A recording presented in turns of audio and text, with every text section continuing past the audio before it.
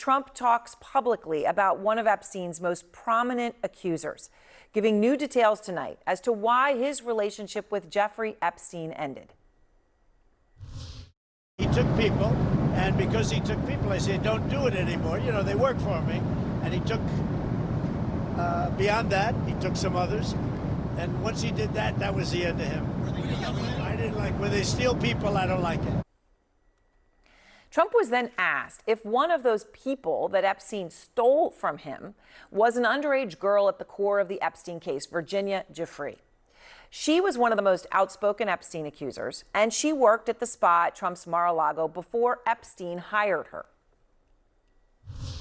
Mr. President, did one of those stolen, persons that include Virginia Giuffre?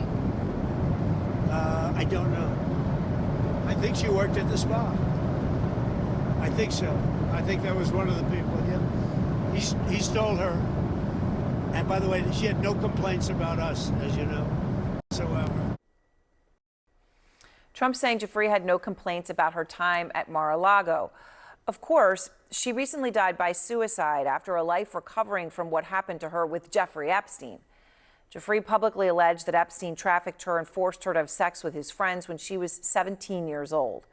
According to the court document filed by Giuffre in her civil lawsuit against Maxwell, this is the document here, Giuffre claimed that Maxwell, quote, approached Ms. Giuffre while Ms. Giuffre was an underage minor working at the Mar-a-Lago Country Club, recruited the then minor Ms. Giuffre to go to the house of Jeffrey Epstein.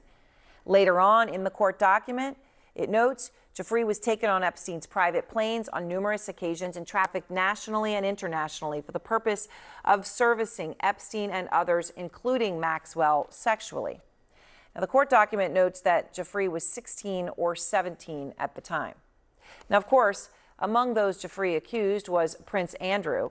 The infamous photo you see there of Giuffre, Prince Andrew, and Ghislaine Maxwell was taken around that time. Prince Andrew paid Giuffre a settlement. Queen Elizabeth stripped her son of his royal standing and military titles as a result of the Epstein affair, even though he has repeatedly denied Giuffre's accusations.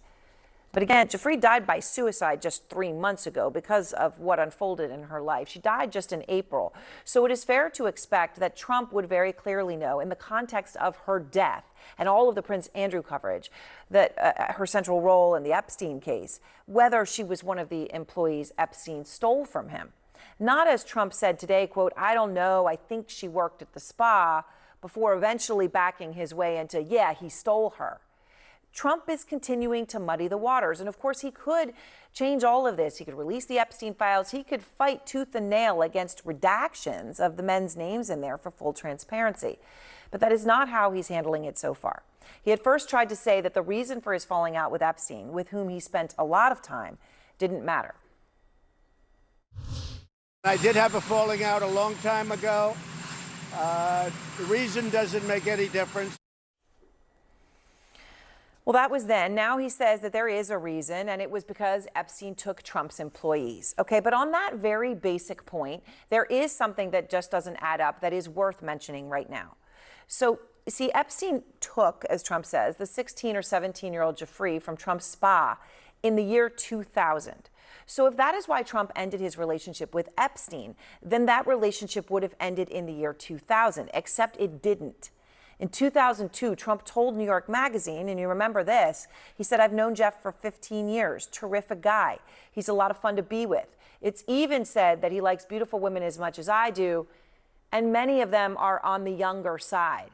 No doubt about it, Jeffrey enjoys his social life. I mean, again, that comment, including the comment about younger side, was said about Epstein 2 years after Epstein took the underage Giuffre from Mar-a-Lago. So something doesn't add up. And at a time when Trump's base is demanding transparency, Trump's explanations up to this point have been anything but. Elena Trina is live at the White House to begin our coverage tonight. And Elena, I know you've been talking to your sources there. What are you learning tonight?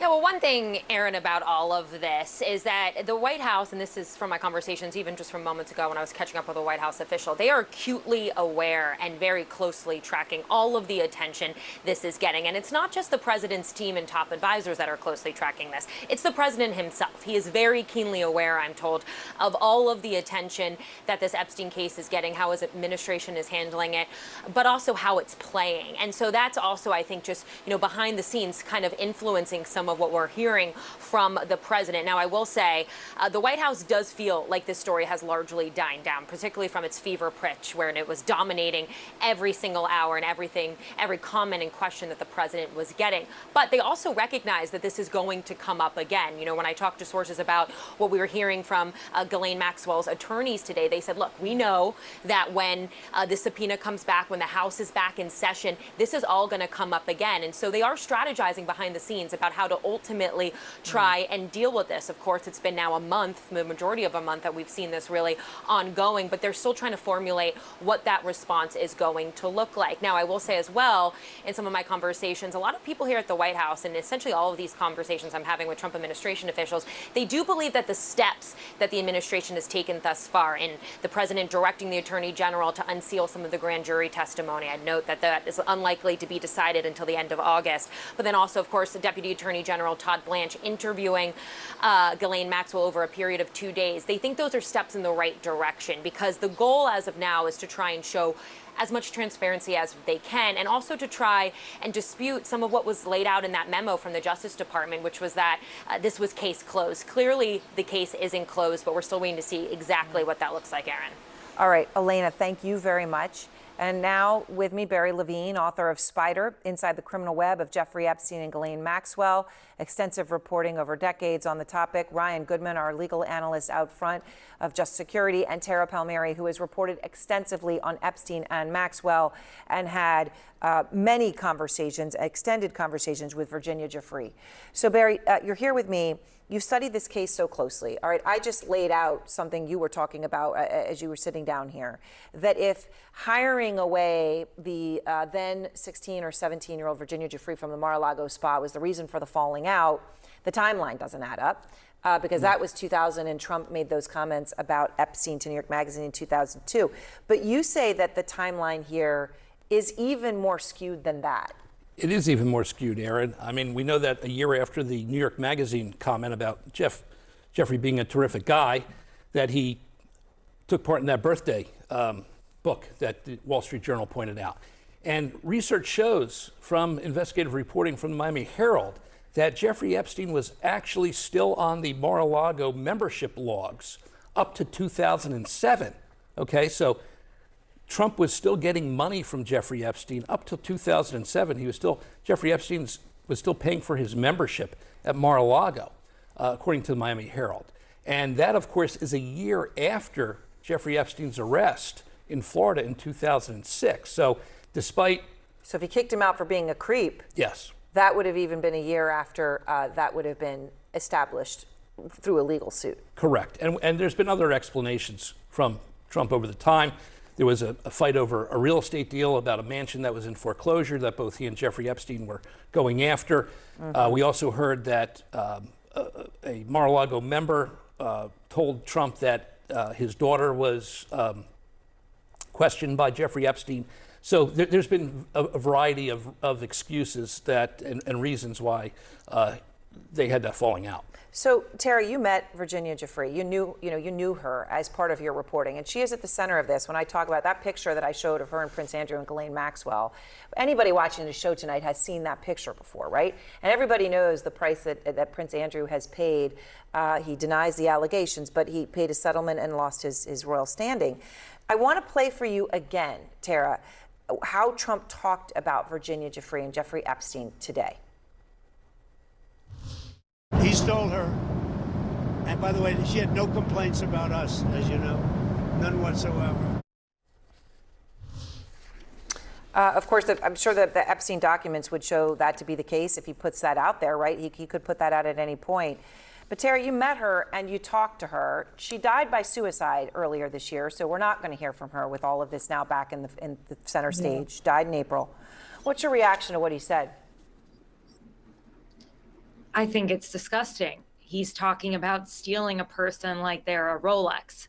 I think she would be horrified if she was alive to hear that. And I didn't just talk with Virginia. We traveled all over the country together, reporting her story, corroborating it, because so many people have tried to discredit her for so many years, since 2011, since she so bravely came out and told it. And I found her to be very credible. We made sure in our podcast, Broken Jeffrey Epstein, that it was not a single source project. And we found witnesses to help corroborate her story, which sounds so heinous, to be a sex slave for 2 years, that no one could actually believe it. And it's sad to me that in her death, she couldn't be there to say her experience with Donald Trump, which actually is not a terrible one, but that he's using her right now for political purposes. And she hoped that he would help her, actually.